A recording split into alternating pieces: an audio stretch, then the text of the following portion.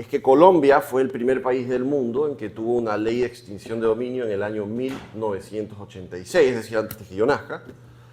Y luego, digamos que vino a reforzarse en el año 1994 y, según la experiencia colombiana, esta ley sirvió muchísimo para hacer frente a lo que vivía Colombia en aquella época con las FARC y con los grupos de delincuencia organizada y terroristas. En el año 2000 aparece, digamos, se suscribe la Convención de Palermo, en donde los estados partes se comprometieron a legislar normas que permitan coadyuvar los esfuerzos estatales hacia la lucha contra la delincuencia organizada. En el año 2008 México incorporó la figura de la extinción de dominio en su normativa y llegó a estar hoy en día incluso constitucionalizada. En el año 2011, la UNODC, la Oficina de Naciones Unidas que se encarga de combatir el crimen, elaboró una ley modelo. Y finalmente, pues tenemos hoy en día, mientras nosotros debatimos sobre nuestras normas, tenemos ya varios países de Latinoamérica que tienen perfectamente establecida su ley de extinción de dominio, como Guatemala,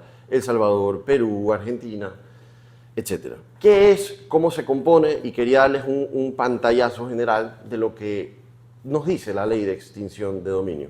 El diseño procesal de la ley de extinción de dominio es particularmente interesante. Tiene una fase investigativa, tal como el proceso penal ordinario, digamos, tiene una fase de investigación donde la Fiscalía determina qué bienes existen y que puedan ser catalogados esos bienes como que tengan origen ilícito o no puedan ser justificados o tengan un destino ilícito. Y luego tiene una fase judicial que es sumamente parecida a las audiencias que prevé el COGEP. Es una sola audiencia que se divide en dos etapas, una etapa de saneamiento, lo que conocemos generalmente en materia procesal como etapa de saneamiento, donde se verifican cuestiones de procedibilidad, admisibilidad de pruebas, cuestiones de competencia, etc. Y una segunda etapa, que es la etapa propiamente de juzgamiento, donde se inicia con los alegatos de apertura, se practican las pruebas y se cierran con los alegatos de cierre.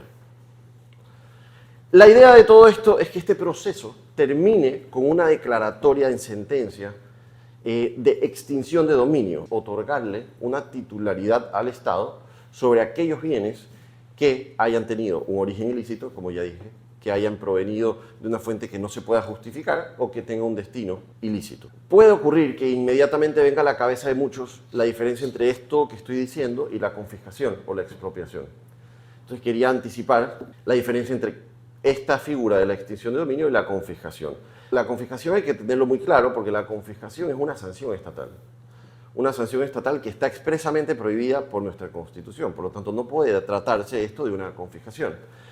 Esto no es una sanción. La extinción de dominio, hay que decirlo claramente, no es una sanción, sino que es una consecuencia civil al no haberse verificado la adquisición lícita de los bienes que están en litis. ¿Por qué no es una expropiación? Bueno, la expropiación básicamente se discute que en la expropiación realmente hay una pérdida del derecho de dominio sobre la persona que recibe la condena de expropiación. Y se dice que, en cambio, en la extinción de dominio nunca hubo propiamente un dominio formal, sino que hay una apariencia de dominio.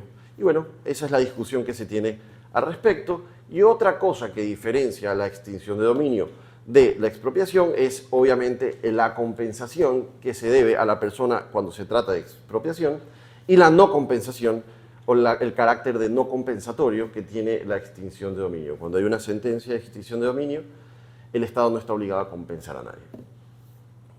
Con esos antecedentes, un poquito me voy a meter a comentarles ciertas líneas generales de lo que fue el inicio de nuestra ley de extinción de dominio en el año 2021 y que fue reformada ahora en febrero del 2024. Inicialmente, pues como ya anticipé, la ley se expidió en el año 2021. En general, la ley me parece que es bastante buena, tiene criterios conceptuales que nos dan luces de qué categoría de procedimiento tiene esta ley. Es un híbrido. Por ejemplo, en Argentina, los que manejan la ley de extinción de dominio no son los penalistas, son los civilistas. En Colombia lo son los penalistas. Entiendo que en Perú son los administrativistas. Entonces, es un híbrido que está ahí y está interesante de indagar porque empieza a ser algo así como una intersección particularmente interesante entre el derecho penal y el derecho civil.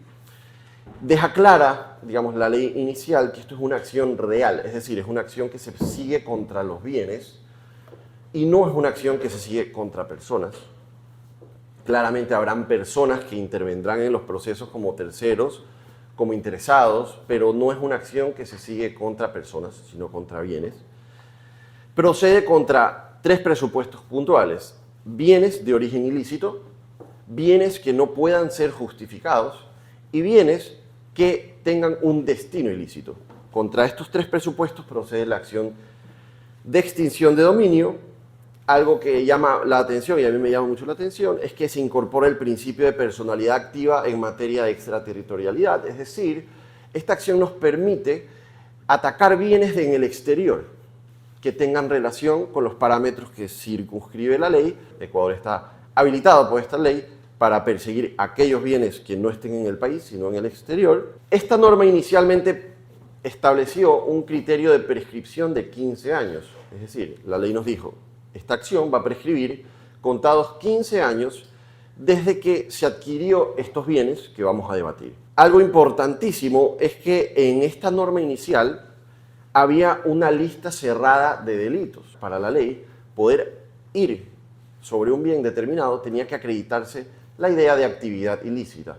Y esa actividad ilícita establecía o se establecía sobre un catálogo cerrado de delitos: cohecho, peculado, lavado de activos, tráfico de sustancias estupefacientes y psicotrópicas, etcétera, etcétera. Pero era un catálogo cerrado de delitos, y algo crucial es que debía existir una sentencia ejecutoriada sobre aquellos delitos a los que me he referido. Es decir, si bien la acción de extinción de dominio es autónoma, exigía algo así como una prejudicialidad penal respecto de aquellos delitos sobre los cuales procedía la acción de extinción de dominio. Esto es relevante porque ya voy a explicar que esto es una de las cosas que cambió en la reforma actual. Entonces, para cerrar la idea, había un catálogo específico de delitos sobre los cuales podía iniciarse la acción de extinción de dominio y debía haber sentencia ejecutoria antes. Algo que me gustó mucho de esta norma es que le daba facultades importantísimas a la Procuraduría General del Estado. Cosa rara, en materia penal tenía algunas facultades importantes como las siguientes. Tenía la potestad de impulsar la investigación. Ya vamos a ver que esta investigación en aquella ley del 2021, este proceso era de 2 fases, una fase investigativa y una fase judicial, como ya lo anticipé. Y en esa fase investigativa, la Procuraduría General del Estado podía impulsar la investigación.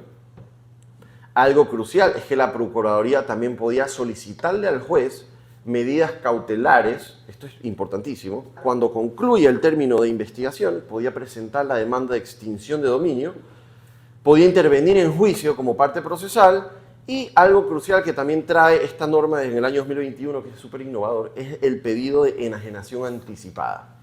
Cuando se daban unas determinadas circunstancias, la Procuraduría podía pedirle al juez que declare la enajenación anticipada de los bienes que se estaban litigando, cuando podían perderse, deteriorarse, falta de conservación y una que otra categoría, digamos, adicional. Eso lo podía hacer la Procuraduría.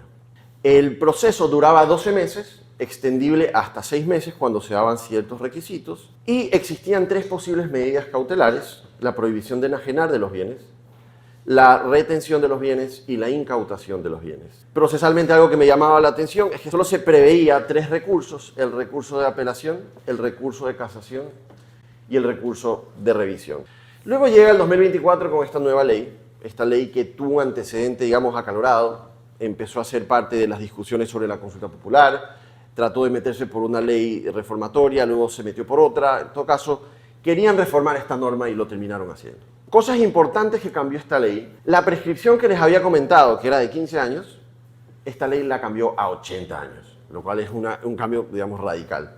Ahora la prescripción será de 80 años, contados a partir desde que los bienes se adquirieron sospechosa y irregularmente. Algo también importante que cambia esta ley es que dejamos de lado, o dejamos más bien atrás, la idea de que tenía que referirse a ciertos delitos. Y esto es súper importante. Esta norma abre la posibilidad de iniciar acción de extinción de dominio hacia todos los delitos tipificados en el COIP. no sé si ustedes recuerdan un poco la coyuntura acalorada que tenía la Fiscalía General del Estado con la Asamblea y en la discusión nacional, básicamente la postura de la Fiscalía General del Estado era, más o menos, esa ley a mí no me sirve de nada. La ley de extinción de dominio del año 2021 no me sirve de nada. De hecho, ayer, antes de traer esta exposición, mientras la trabajaba, le pregunté a uno de los jueces anticorrupción que tienen su sede en Quito, le dije, oye, ¿cuántas sentencias de extinción de dominio hay? Me dijo, 0. Hay ninguna sentencia de extinción de dominio. Entonces, de alguna manera, la fiscal general algo de razón tenía, porque si queremos usar esta norma para aceleradamente combatir la corrupción, es un poco inocuo sujetarnos a una sentencia ejecutoriada en materia penal. Todos sabemos aquí que el proceso penal, el doctor Cueva lo sabe mejor que nadie, el proceso penal puede durar muchísimo tiempo. Entonces no nos sirve de mucho tener una ley que agilite la lucha contra la corrupción si está sujeta a los mismos problemas de las normas que ya existían en cuanto a tiempos. Entonces, eso es lo que vino a cambiar esta reforma y me parece que es algo muy novedoso. Trae en su artículo 4 lo que la ley conoce como unas excepciones. ¿Qué son estas excepciones? Básicamente esta norma nueva nos dice, habrán casos en los que no se requiere sentencia ejecutoriada. ¿Y cuáles son esos casos en los que no se requiere sentencia ejecutoriada?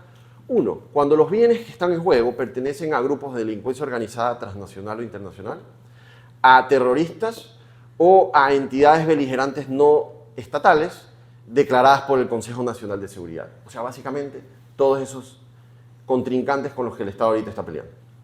Requisito 1. Requisito 2, cuando, si bien los bienes no sean propiamente de ellos, ellos no los puedan justificar. Cuando estos grupos no puedan justificar esos bienes, tampoco se les exigirá al Estado, pues, sentencia ejecutoriada. Y tercero, cuando existe una situación de flagrancia respecto de estos grupos y versa sobre los bienes que están en juego. Cuando uno de estos grupos se encuadra o se sumerge en una situación de flagrancia y está relacionada a esa situación de flagrancia con bienes, pues es una de las excepciones que la ley prevé para no requerir sentencia ejecutoriada. Otra cosa que hizo esta norma fue agregar el listado, porque era un listado cerrado, de medidas cautelares. Como les dije anteriormente, eran 3 medidas cautelares que podía solicitarse. Parecía escaso. Esta norma vino más bien a hacer lo contrario. Se fue totalmente hacia el otro extremo. Estableció nuevas medidas cautelares como la inmovilización de los bienes, el secuestro de los bienes, la clausura temporal, la suspensión de la persona jurídica, la intervención de la persona jurídica y algo que a mí me parece particularmente peligroso, una medida que dice lo siguiente, deja una cláusula abierta que dice lo siguiente: cualquier medida que permita suspender el poder dispositivo de los bienes.